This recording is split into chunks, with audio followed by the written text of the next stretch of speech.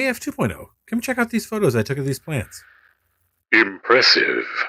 Most impressive. Oh, hi there. I didn't know you were listening. Welcome to the Nerdy Photographer Podcast. I'm your host, Casey Fatchett. If you haven't listened to the podcast before, in addition to sharing entertaining and informative photography and business-related content, I also do some nerdy sci-fi stuff with the crew of the Starship Fibonacci. Right now, F2.0 and I are documenting the flora and fauna of planet... what's the destination of this planet again? X1JZBGPMPN. I'm surprised with the diversity of life here that we had to fight to include this place in the survey. And speaking of inclusivity, in this episode of the podcast, I'm talking to portrait photographer Mary Vance about inclusivity and authenticity when it comes to your subjects. Be sure to stay tuned for that right after the break. F2.0, you didn't mention anything about this sheer 300-foot cliff face. Why did you say we could go this way? What I said was true, from a certain point of view. Would that point of view be the one where maps are flat and you can't see these sorts of things? Hey, photographers, are you ready to say goodbye to the chaos of scattered contracts, missed leads? Hey, photographers, are you ready to say goodbye to the chaos of scattered contracts, missed leads, and disorganized schedules? Then you should try Pixify, your all-in-one client relationship management software that'll take your business to the next level. Pixify brings order to your business chaos by streamlining your workflow, manage digital contracts, effortlessly track leads and clients, and organize your schedule all from one intuitive platform. Impress your clients with personalized and branded communications. From email templates to booking pages, Pixify ensures every interaction reflects your unique brand, building trust and loyalty. You can say goodbye to scheduling headaches. Pixify's scheduling tools make it easy for you to book appointments with clients and for you to keep your calendar organized. Deliver a VIP experience with personalized client portals. Your clients can access important documents, view their project progress, and interact with ease. And most importantly, no more chasing payments. Pixify automates your invoicing and payment processing, ensuring you get paid on time, every time. I've been using Pixify for over a decade, and it has saved me countless hours and a lot of money. I tried a number of other CRM options before settling on Pixify because Pixify offered the most robust set of tools that also allowed me to truly connect and foster my relationships with my clients. I highly recommend it. And you can save 20% on annual Pixify programs when you use our link, nerdyphotographer.com/recommends/Pixify. You can also find that link in the episode notes. Save big money and save yourself time. Time, the one thing which you can never get back. Pixify saves me hundreds of hours every year that I can spend on tasks that make my business money or by just relaxing and getting away from work. So what are you waiting for? Visit nerdyphotographer.com/recommends/Pixify and save 20% today.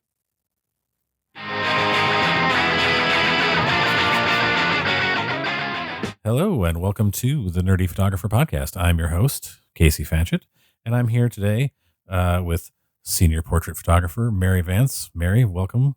Thank you for coming on. Thank you. I'm so happy to be here. I'm happy that you came on. Before we get started on our main conversation, we have to roll the dice breaker, and it's a 1. Worst purchase or investment you've made for your photography business. What would you say that was? It wasn't a big purchase because big purchases, you know what I mean? Like you always really consider the big purchases and Right. You put a lot of thought into them and stuff. No, this was a little, like, I guess you'd call it a modifier. Just like the dumbest thing to purchase ever. It was for on-camera flash. And so it's this little modifier that basically is like a 5x7 softbox that pops up for your on-camera flash. Was it like a little Velcro one? Yes. And Yeah, I it know the was one you're talking like, about. it's like, oh, make your light like softer and because it's bigger. But like the ratio between those two things. And as a No. beginning photographer, you don't like really Understand. comprehend that. No, I need like a 7-foot octopus to I make need this as soft as I want it. I need a much And it larger was light source. just a dumb thing that like was, never came out of the bag.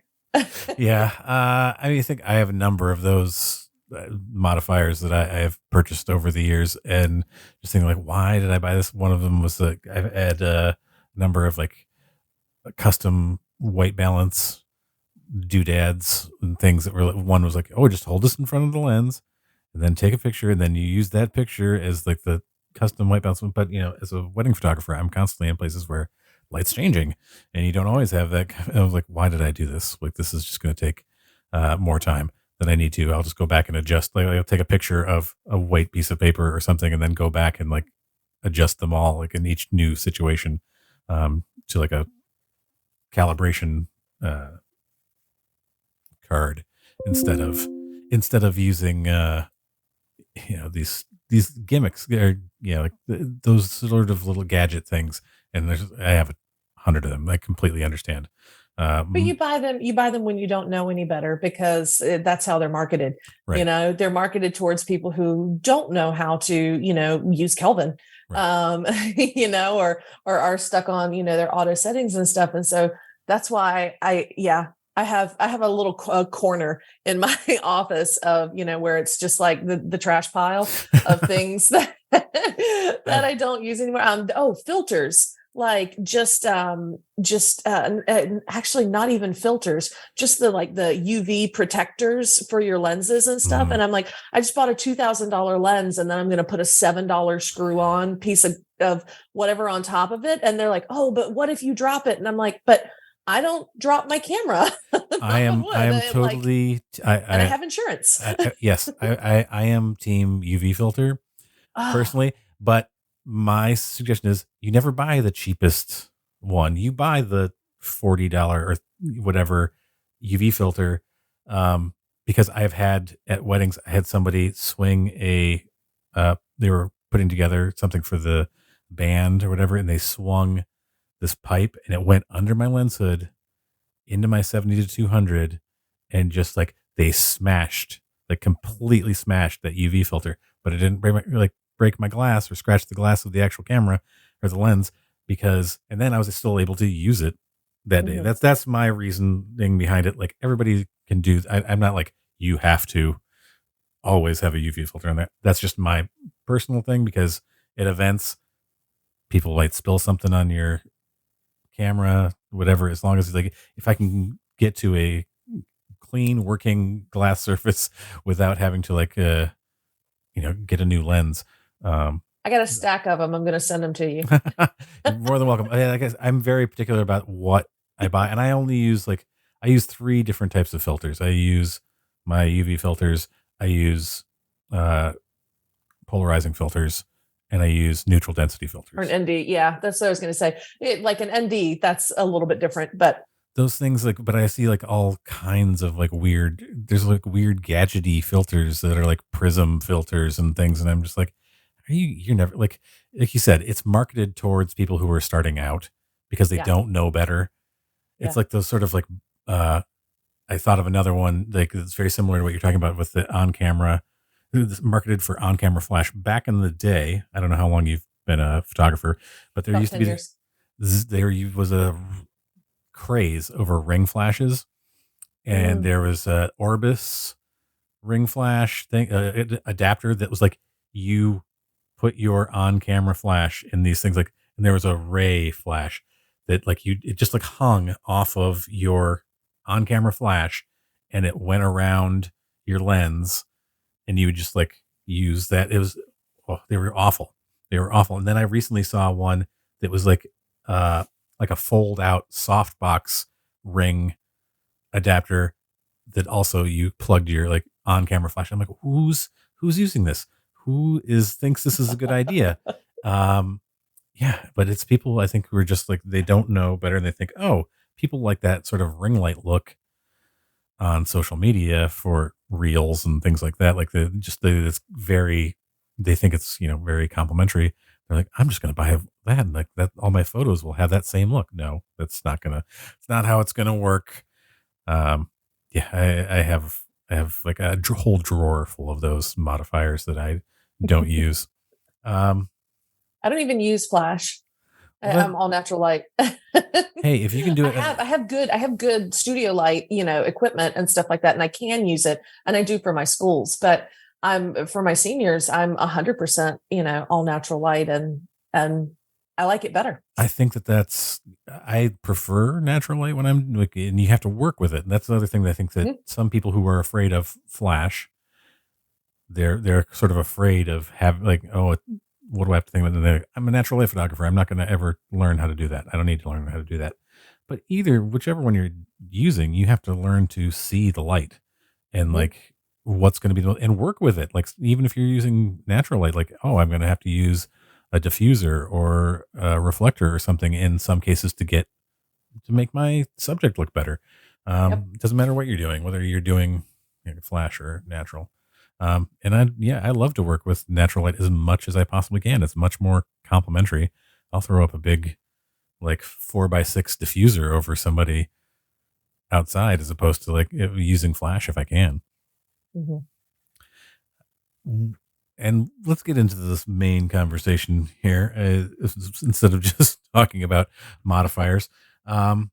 Something that really struck me when I was reading your bio was when you're creating an inclusive experience for your clients. And I think that in many ways, you feel free to tell me what that means to you. But for me, just the thought of that was like, this is something that can translate to pretty much any form of photography where you're photographing people.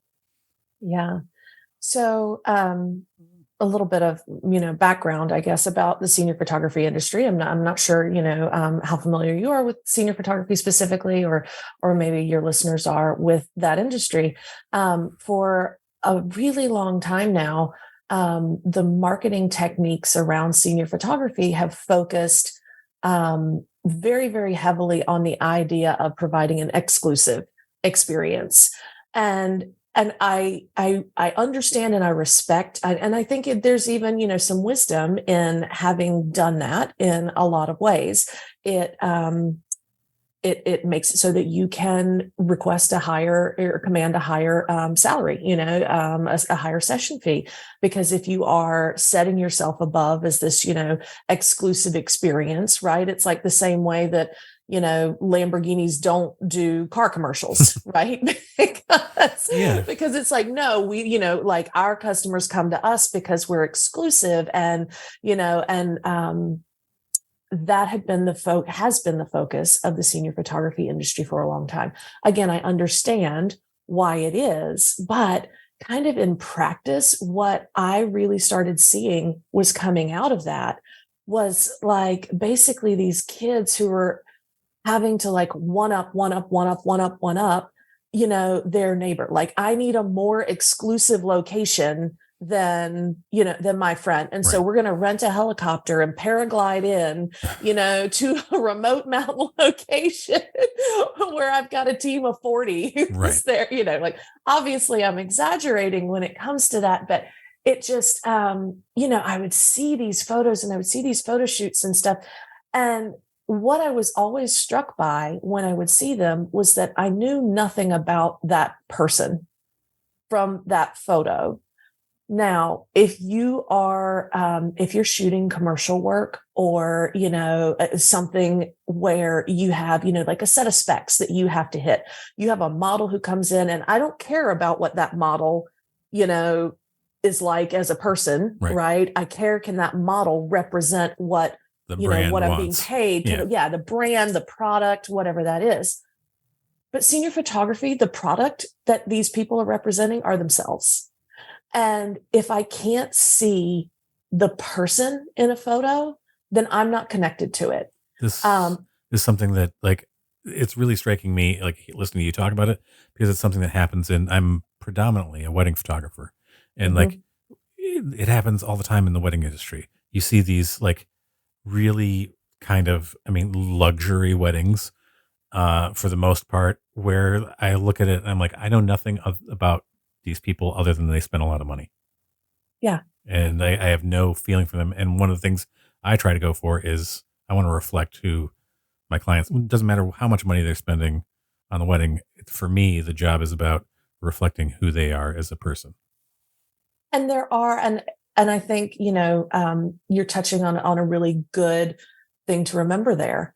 Just because someone wants to be authentic to who they are and to themselves doesn't mean that they're not going to value photography or they're not going to spend, a lot of money.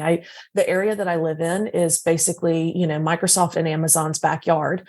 And so, there's a very, tech heavy, mind space, and most families are, kind of living in that tech, kind of boom income range and stuff. And there are some that do want, that exclusive experience. But I always say that like my senior photography is for the other 99% of the kids who don't fit into that very narrow 1% mold. And so when I say I am an inclusive photographer, what I mean is that anyone can come to me, any senior can come to me and not be afraid to come to me as they are. And we're going to really celebrate and capture that while we're working through their senior session. So I think the message translates really well. I think to mothers who are, every single one of us are struggling when our kids reach this milestone to launch into adulthood.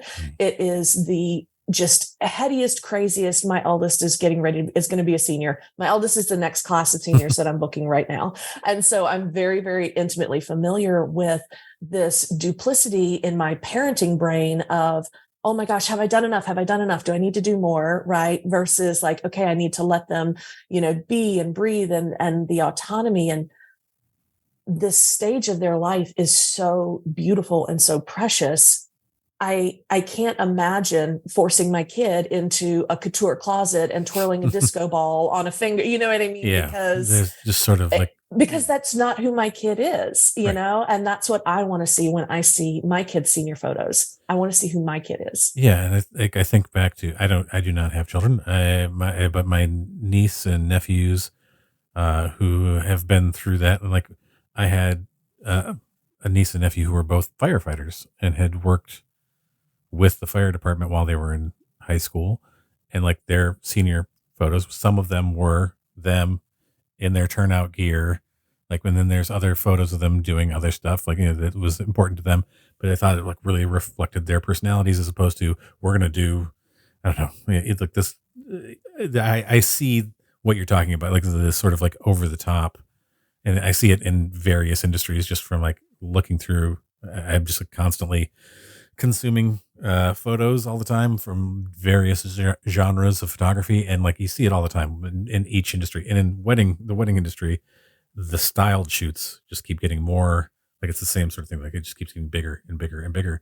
And where's the reality in there? But I think that what you're talking about is like, sort of in a nurturing way, allowing someone to be who they are and not telling them like, oh, you have to kind of fit this mold if you're going to work with me.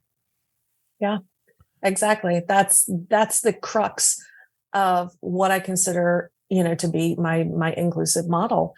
It branches out into other areas of my business as well, specifically when I consider not just that other 99%, but I guess I would say the full other end of the spectrum to people who are marginalized, and to groups who have been marginalized, and specifically to groups that I work with a lot, specifically in my area, are neurodiverse and people who identify on the LGBTQIA plus spectrum.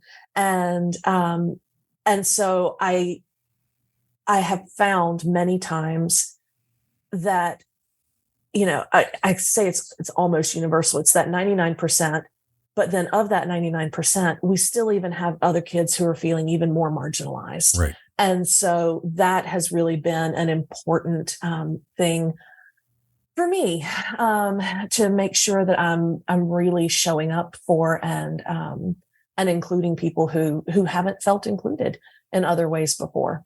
Yeah, I mean, especially like in the sense of groups who are marginalized, and it's for many different reasons. Like you're saying, like the neurodiversity is like it can be hard to be. Like, listen, I have whatever issues of my own, but when it comes to, I don't like having my photo taken. I used to be an actor, and like people are like, why is that weird? I'm like, I don't know. It's just there's something about having my picture taken, and probably because I do it for a living, I'm constantly thinking about what the other person is doing, like what that photographer is doing, what are their settings, everything. I just like my brain just starts to roll through all of the decisions that that person is making doing my job, and I can't stop thinking about that.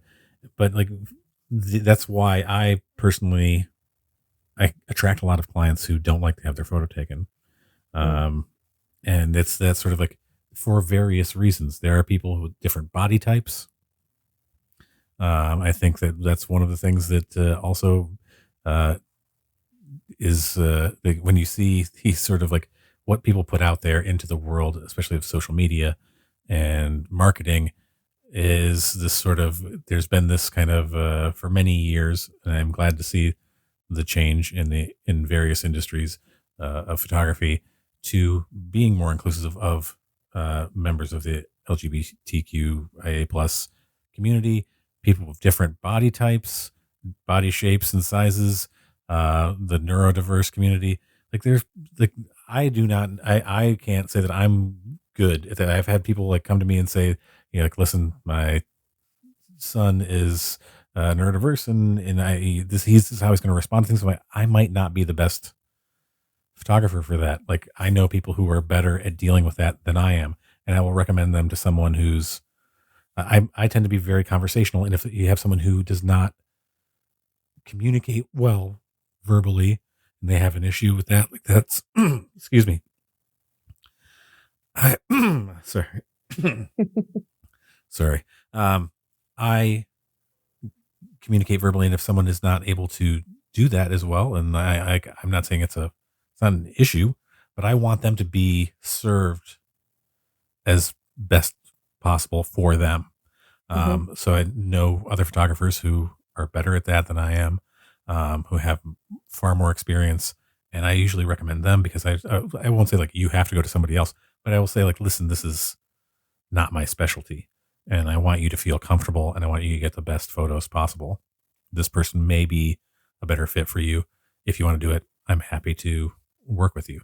But yeah, there's just so many things that I think that our industry as a whole kind of pushed aside for a lot of years. Well, and you were talking about, body type as well. And I think I would also add their body ability. Because, you know, a lot of times we just think of body type in terms of like, are you in a smaller package or a larger package? Right. And that's kind of what we think about that. But, I had a real, need to think on your feet kind of senior one time. And actually I will say that this senior definitely changed the way that I approached posing. Because everything that I had done up until that point, my in a past life, I was a dancer. So I was a dancer for 25 years, and I taught dance as well. When I stopped dance, I went through a lot of body changes myself, and I feel like that really influenced my ability to understand people's experience of different size bodies. And but I had this senior who came to me and actually had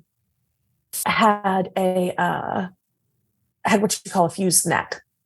And so basically couldn't rotate, like the head movement side to side was probably only about 30 degrees. And that was all that you can do. And so, and I didn't know this ahead of time. And so I kind of came in, you know, expecting to do all of these, very feminine hand, Yeah. the trope, if it Yeah. bends, bend it. Yeah. Right. Well, then we had a section that didn't bend. Right.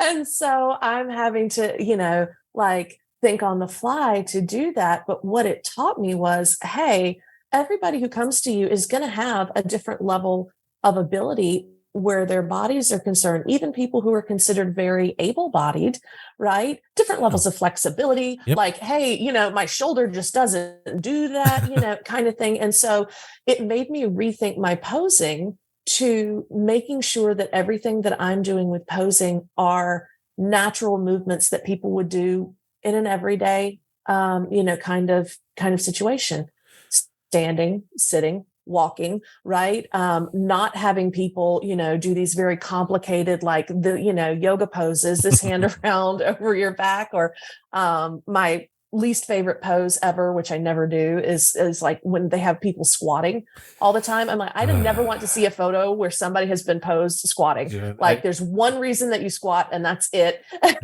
It's not a photographic moment. It's that sort of like 90s boy band cover shot. Like yes. where somebody's sort of like got the crossed arms and there's like squatting down like, hey, what's going on? I think I moved away from my microphone while I was trying to like do the motion.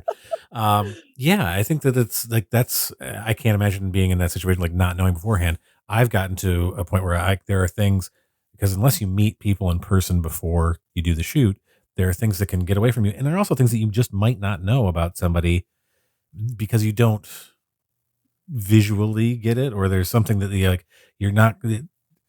you have a limited range of experience with the person that you're photographing with before the shoot happens. So I've gotten into the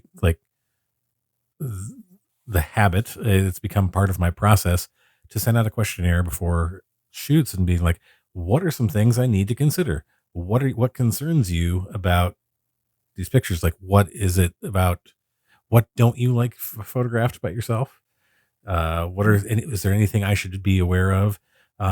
Because I've had those sort of things. Like I was doing an engagement session and I had no idea because I hadn't met this couple before. And one of them was in a wheelchair. And I was just sort of like, oh, well, this changes things. Yeah. And, we got great pictures. We were able to do that. But like, that's the sort of thing, like it helps to know ahead of time just so that you know how you're going to work with them. It's also one of those things that I don't know your approach to posing. Mine is much more in a line with prompting people to do things or just talk about them or think about something so that I get the reactions and I get that authentic reaction. I don't want that sort of stale thing that doesn't reflect who they are. And I think that helps you work with people of a diverse range of people. You can give them, as long as you know beforehand, like what's going on, and you can sort of cater it to who they are and what their needs are. You can make that work. I don't know what your approach is to posing. I know I've done a lot of dance shoots where, I guess so that's a very sort of rigid in a way, like not necessarily the flexibility, but like the type of like, where I got to do this, I can't think of it right now. But whatever, they're doing the dance poses and they're like, my foot has to look exactly right. And they're coming over and looking at, we're looking at it on the monitor and they're going like, nope, can't use that one. Wrong. Because my foot's too curled or whatever. And it's just like, yep. Don't sickle. Yeah. Yeah. So, that is funny. Coming from a dance background, I do know all of those things. I can, and occasionally I'll have dancers who, want some of their dance kind of things incorporated into their senior shoot, which is always honestly a lot of fun for me because I can go out and I can speak the language when it comes to that, and I can say, that one wasn't your best. Can you go stretch out for a few minutes and then come back? Right. I know I can look and I can tell with that. I like the idea of what you were saying in terms of your approach to posing being more prompting and conversational rather than placed. I would agree with that. And again, for me, the phrase that always comes into mind is natural frame of movement, right? And so there are a lot of things that people do just super unconsciously, right? That they can replicate if you're just prompting them, right? As opposed to saying, okay, sit here, now scoot 3 inches here. Now, Yes. like there's so much adjustment. And I do make micro adjustments. Please don't get me wrong, but like for senior guys, for example, senior guys can sit, perch, or lean on anything by themselves more naturally than I could ever come in and make like some like GQ, level pose or whatever. And so I just say, I'm like, just go sit over there. Sit there, look cool. And then they're like so cool. And I always, obviously tons of positive reinforcement and stuff like that. And I'll always joke and be like, oh my gosh, you see? And then I'll like look over at their mom. And I was like, if this was a girl, we would have been here for 45 minutes, or whatever. And then what you see happen, like when you compliment, right? Like say I've got a senior guy and he's sitting down and what you see, like compliment, and then you see it like kind of pull into their bodies. You see the positive reinforcement actually reflected in their posture and in their pose. And so there are things like that. I never tell a senior they're doing anything wrong, ever. I always tell them that I'm going to do it twice. And some people, oh, you're just shooting and burning, like if you already know you got it the first time, move on, or whatever. I always tell them I'm doing it twice, no matter what, so that they know and are expecting it above. So if they do mess up, then I don't have to say you messed up. I just always say, I'm going to do this twice, just so you know, like you can't get it wrong. I'm going to do it twice. And I shoot with 2 bodies anyway. So, in their mind, it makes sense that, oh yeah, she's got to get it on both bodies, and different and lens, whatever, different point of view. But it gives them practice, basically, like you practice it once and then they get their practice shot. And sometimes the practice one is the better one. Like, sometimes it is. Yeah. I will often have couples or whatever. I have people do things 2 times. And I think it's important to, like, one of the ways that I do with prompting is when you see, like you're talking about, like you see that confidence build and you see that sort of like, oh yeah, like that sort of thing. That for me adjusts what I'm going to talk about next. Like, okay, now you're feeling more confident. When I see people are kind of like feeling, I'll usually use a prompt that's something that like it's a joke or it's something that's going to take them off guard and make them just like totally break out of their head. Like that they can't be like in their head thinking about like, oh, I don't like having my picture taken or whatever. Like that, those are the sort of things that I think help get those authentic reactions from people, because otherwise they sort of like, and you can see it. I think that every photographer who photographs people needs to become a student of body language and facial expression and things like that to know what people kind of like the feeling you're getting from people. And you might not get 100% accurately, but you get a sense of what, like from people's, like the way they're holding themselves. And if you start to see like them relax and getting more into it and feeling more confident, then all right, we're going in the right direction. I have people say to me a lot when they look at my work or, my portfolio or anything, they will honestly look at me and say, I had no idea there were that many happy teenagers out there. And the thing that I always tell them, I'm like, I didn't make them fake that. And, I was like, I'm not doing, I don't have like the feather duster over here trying to, like make a school kid smile or something. I was like, if they're smiling, it's because they were having fun and they were happy in that moment. And I do, we have fun with I have fun with every single senior that comes to me. And, this type of work really has my heart for a number of reasons. That's great. I mean, that's fantastic. That not just that you enjoy it, but you're making a connection with those kids. That they're young adults. Sorry, we'll call them kids. I know. They still feel like kids to me because I have kids that are that age. I'm old, and I don't know. You can be in your 20s and still be a kid to me. Sometimes I'm like, yeah, that Harry Styles, that kid's got the goods.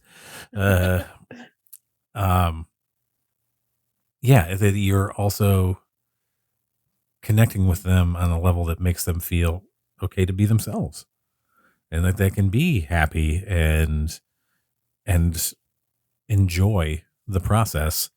It's not that they feel like, okay, I've got to be somebody else. Yeah. For these pictures. I can be me and have a wonderful time and feel accepted.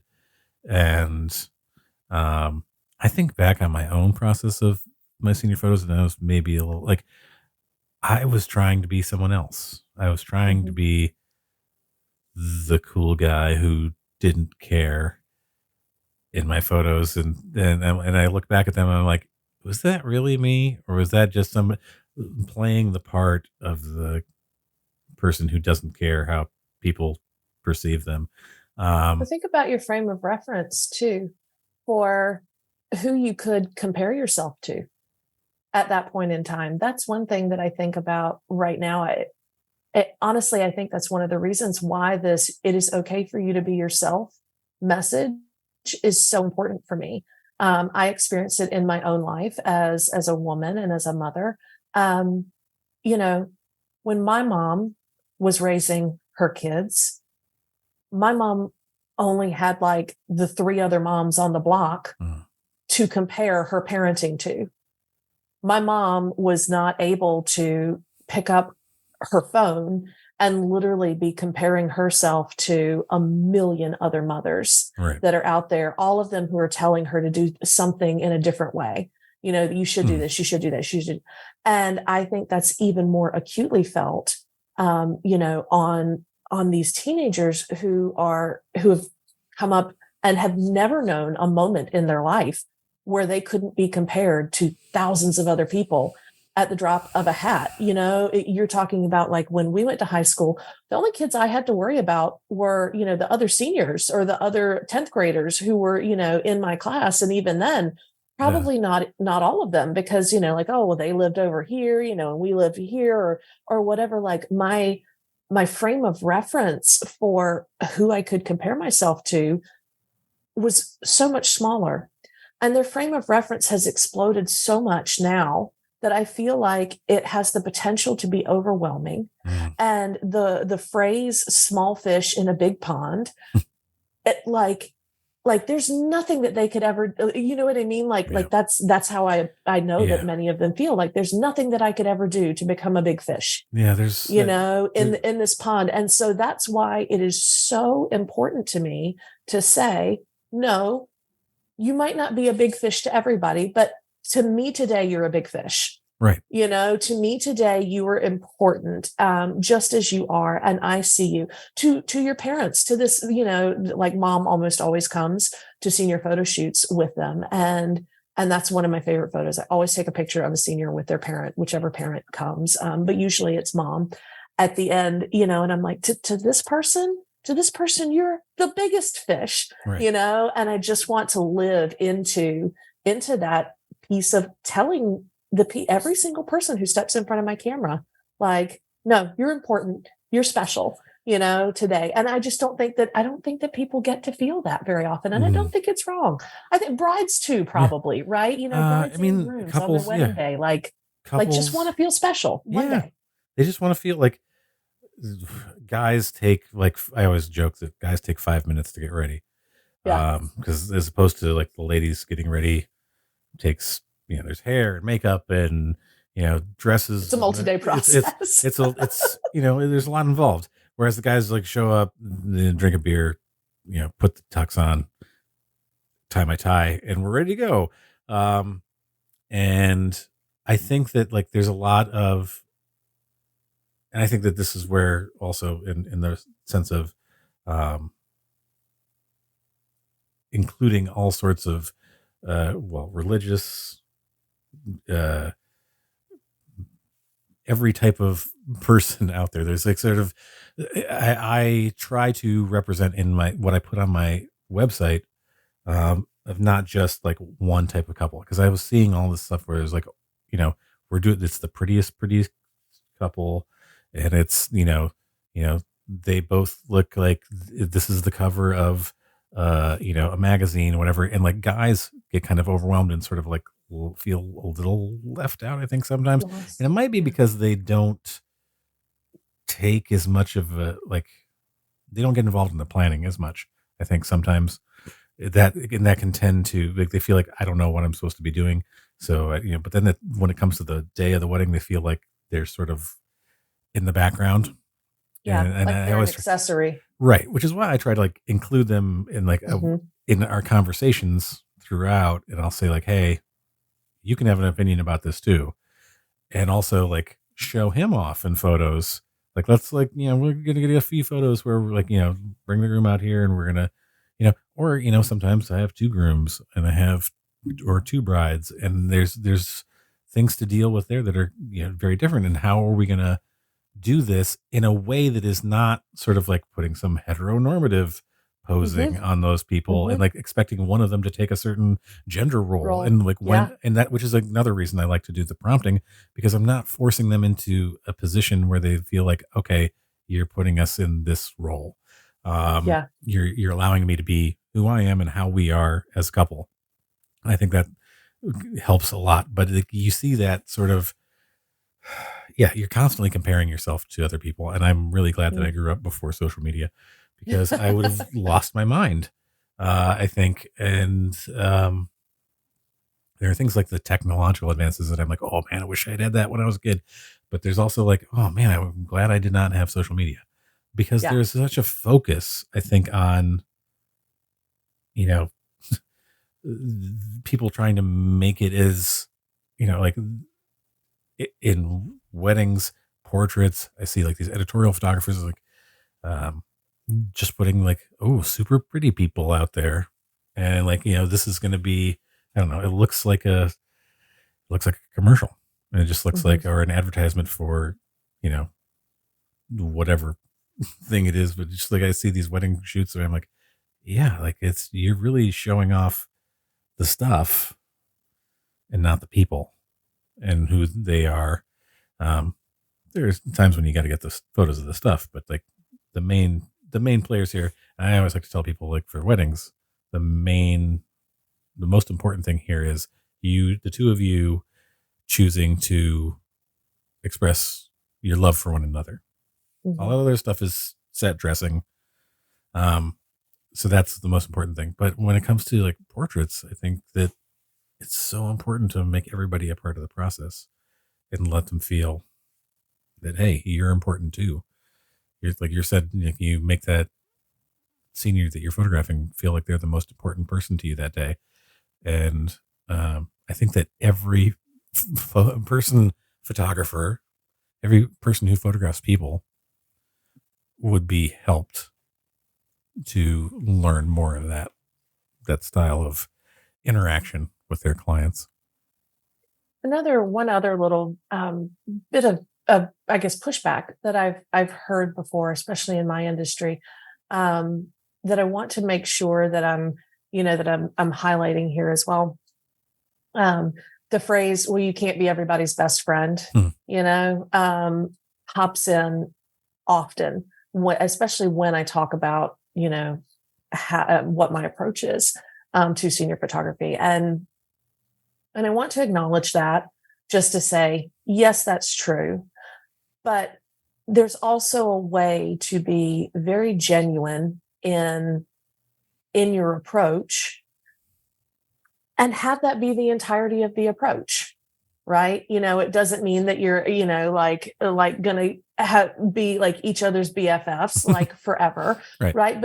But you can come into an experience and genuinely be present there and that day, and give someone, which, and I do think of it as a gift, a gift of your time and your attention as well.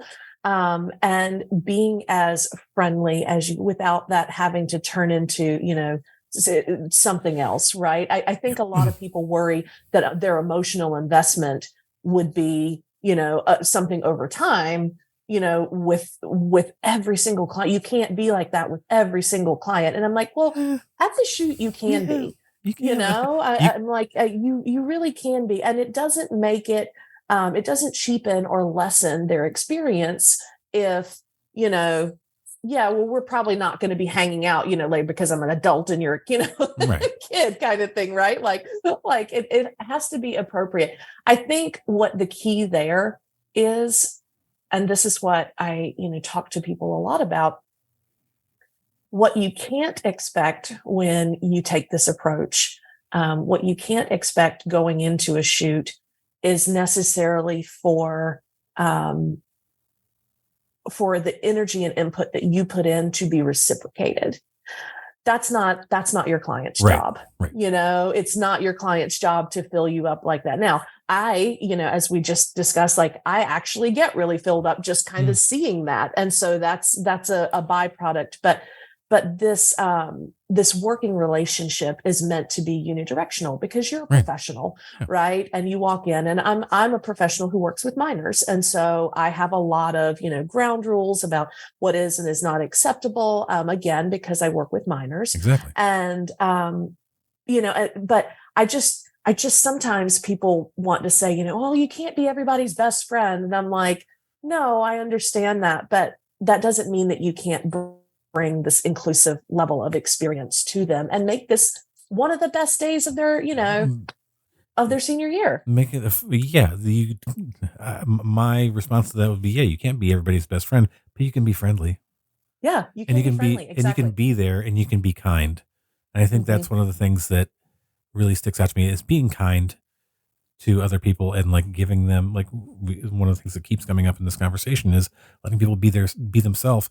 And instead of like trying to like form them into whatever is going to fit the mold that you think is going to best, like I see it in photography all the time. I'm trying to put people in this box that's going to best help me market my business as a photographer instead of giving your client the best experience possible. You're putting yourself and your business ahead of the client and how they're experiencing the shoot. And I think that's a pitfall that a lot of people fall into. And I think that when you talk about being inclusive, that's one of the things, like you don't work with people who can't give you the sort of perfect client that you want to show off to the world. That's when you start like alienating people, honestly, and like, or making them feel bad when they do come in to do their photos. I think about I mentioned that as an actor, when my first headshot session in New York City, I went to this guy, and I won't mention his name. I don't know if he's still working. But he had he had these ads up that had a bunch of celebrities in them, and like the photos look fantastic, and then I was like, I saved up my money, went to this guy, and I felt like, I was there for 45 minutes. He really didn't spend any time with me. He really wasn't concerned about me. I told him things that I was like, this does not feel comfortable. And he's like, no, trust me, it's going to look great. And when I got the photos back, I was just like, what? Yeah. Like, what was going on here? Like, and I thought, like, what's the difference between, he took such great photos of Chess Momentary and Natalie Portman and Robert Englund. Like, how does this guy not take good photos of me? But I realized because he was actually paying attention and like giving himself, of himself and taking the time to get those photos and letting those people be themselves, as opposed to, okay, you're coming in here, you're just like I'm checking the box of taking your photos and I'm just going to tell you what to do, as opposed to like, whatever. I don't know if those people had more money or what the deal was. Like, when it's a celebrity, so I'm going to spend more time on this, and letting them sort of like be who they were, as opposed to what he wanted them to be. That's influenced my dealings with people, but I think that that's also sort of what we're getting to. Is like, you can't, like you said, can't be everybody's best friend. Okay, I don't have to be their best friend. I just have to I have to give of myself. Mm-hmm. I don't need this person. This person doesn't have to like show me this outpouring of care. Like I don't need to get that from my subject. I need to get them what they need. And for me, like I think reflecting what you were saying, how you get fulfilled is from them feeling comfortable and expressing themselves and getting wonderful photos. That's the thing that fills, like, you seeing how happy they are about that is what fills you up. I feel the same way. It's just like, that's such a wonderful thing to see them that way. Is that's what really I love about what I do. And we've talked a lot about the wedding genre, and we've talked a lot about senior genre. This actually, I think this mindset really transcends And I've seen it a lot with several of the newborn photographers that I'm close to and, and know and count as friends.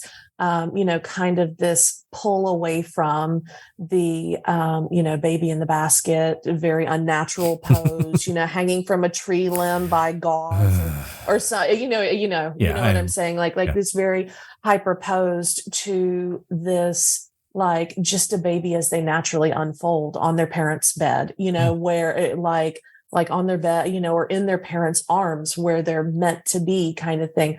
I think about that in newborn. And I think this inclusive philosophy, works well there. I think about it in branding photography, actually a lot, where a lot of times you go to people for headshots and what you get is the real estate pose, right? Yeah.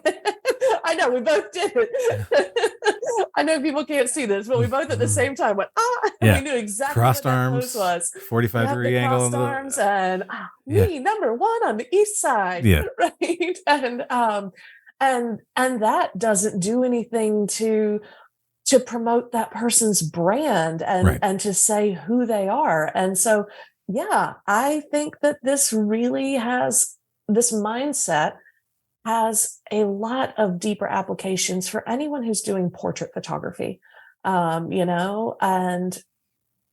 to me, I don't know. Well, for me, at the end of the day, the reason that I'm a portrait photographer and not a landscape photographer or a commercial photographer or something else is because I love people.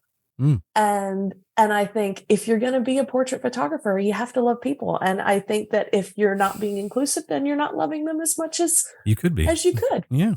So exactly. I don't want that to sound too reductionist, but no, I think that's that's a wonderful way of looking at it. Yeah. If why are you doing this if you don't like people? If you don't like the people.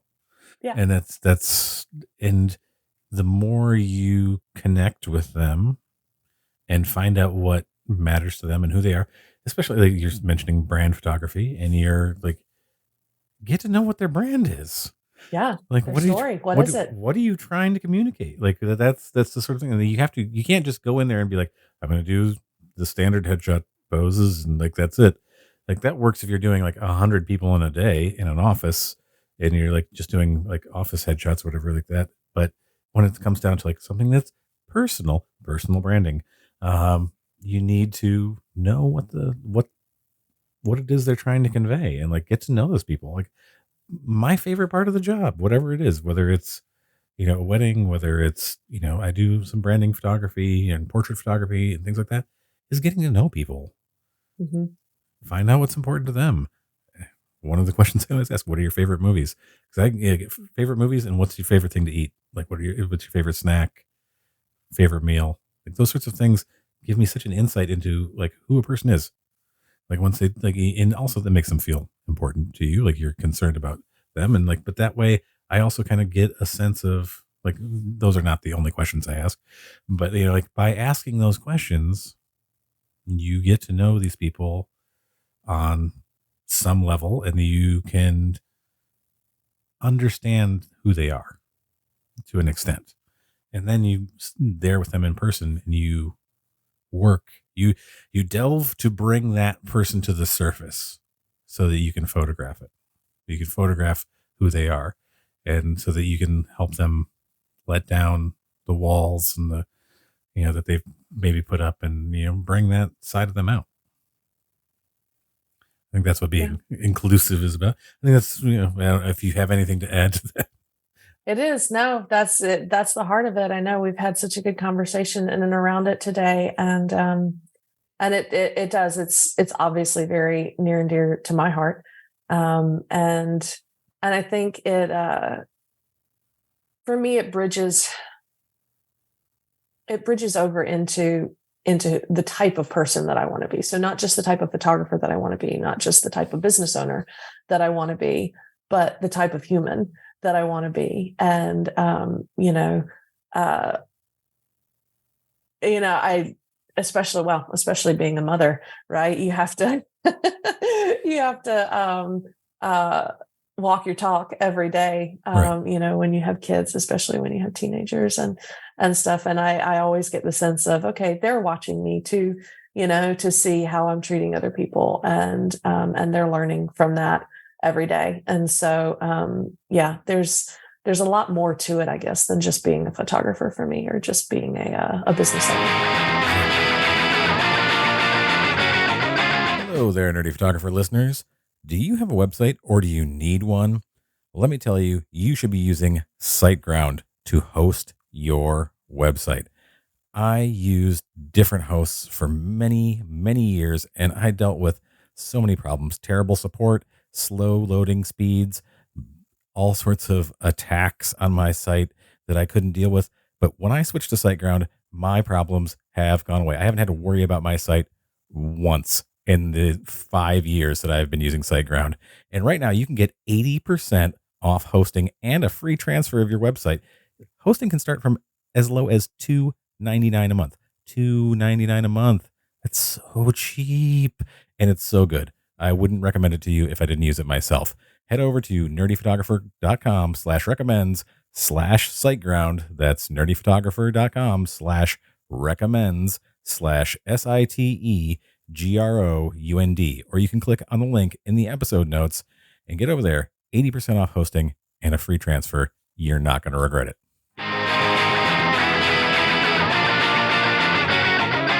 Are you ready to take your website design to the next level? Look no further than Elementor, the cutting-edge WordPress website builder designed for professionals like you. With Elementor, you have the power to create entire website themes and layouts that are as unique as your imagination. Say goodbye to rigid templates and constraints. Elementor empowers you to design custom headers, footers, pages, posts, archive pages, and even WooCommerce product pages, all from a single user-friendly platform. The best part? You don't need to be a coding wizard to use Elementor. Say farewell to the days of wrestling with complex code or being dependent on a myriad of plugins. Elementor offers you a seamless, code-free design experience that puts you in control. So why limit your creativity? Choose Elementor and unleash your website design potential. Elevate your online presence with a website that truly represents your vision and brand. Get started with Elementor today. Just go to nerdyphotographer.com/recommends/Elementor and witness the transformation of your WordPress web design experience. It's time to build an extraordinary website with ease and finesse. Don't wait. Create with Elementor. Hey. And now for my favorite part of the show. What's that say? Useless information. This is always death. Useless information. Can't wait. Mary, did you know that honey is the only food that does not spoil? Yes, I did. Did you also know that 1 teaspoon of honey represents the life's work of 12 bees? That I did not. So it takes a lot of bees to make, your big jar of honey. Honey is amazingly therapeutic for a number of reasons, and as an antiseptic and lots of different things. It can be used for a lot of different things. One of the wonderful things about honey is if you get local honey, local wild honey or whatever, the raw honey, use it, it helps with allergies. Yep, a teaspoon a day. Yeah, just a little bit. Mary, thank you so much for coming on the show. I had a wonderful conversation with you. It was a wonderful time. Can you tell people where they can find you on the interwebs? Absolutely. So my website is my name, maryvance.com. I love to be on Instagram. I'm on there all the time. And my handle on Instagram is Mary Vance Photography. It's also the same on Facebook and on Pinterest. So Mary Vance Photography, pretty much everywhere that you can find it. I'm not sure when this podcast episode will air or not, but I'm also speaking at WPPI in March. I'm very excited about that. You can find me again on my website and through Instagram. If you hear the podcast and you have any questions or thoughts, please feel free to reach out to me. Slide into my DMs anytime. I love to answer them. And thanks so much for having me today, Casey. You're very welcome, Mary. Please feel free to reach out if you got something else you want to talk about, and I will probably reach out to you as well to come back. It was a lovely time. Thank you very much. Sounds good. Yeah, have a good day.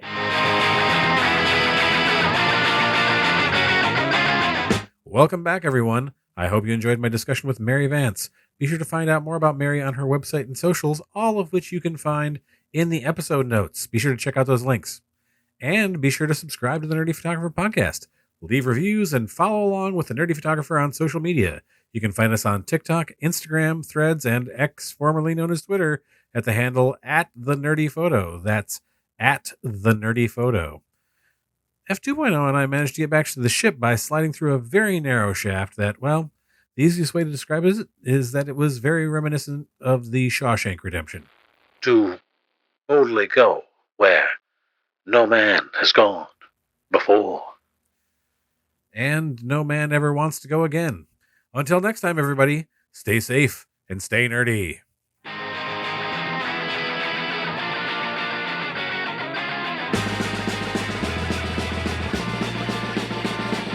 Who's that coming back to town? You better start listening. Who's your heart been beating about? You better listen.